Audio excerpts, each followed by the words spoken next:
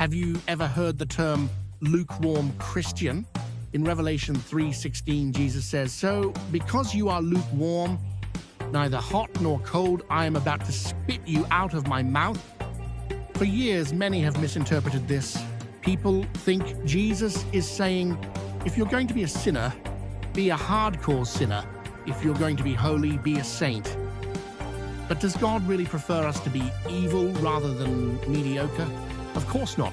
Today, we are going to dive into the archaeology of the city of Laodicea to discover why their geographic location determined their spiritual destiny. To understand Jesus' message, we have to look at the ancient map. Laodicea was situated between two neighboring cities with very unique water characteristics. Hierapolis to the north. This city was famous for its hot springs, rich in minerals. People traveled from all over to Hierapolis for medicinal purposes. The hot water was healing. Colossae to the southeast. This city sat at the foot of snow-capped mountains and had cold springs that were pure, crisp, and refreshing. If you were thirsty after a long journey, the water of Colossae was your lifesaver. Here was the problem. Laodicea had no water source of its own, and they had to pipe water in from Hierapolis through kilometers of stone aqueducts.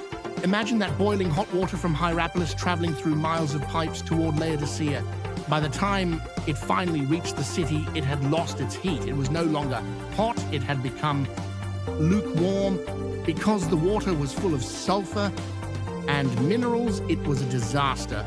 If it were hot, it could be used for therapy. If it were cold, it would be drinkable.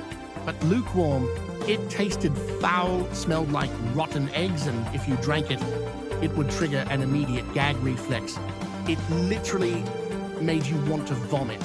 The point is this: hot water is useful for healing, cold water is useful for refreshing, but lukewarm water, it is useless. Jesus wasn't rebuking the Laodiceans for being halfway between heaven and hell. He was rebuking them because they had become useless to the kingdom of God.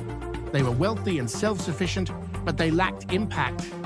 Many of us today fall into routine Christianity.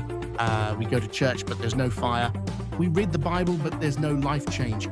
We become lukewarm.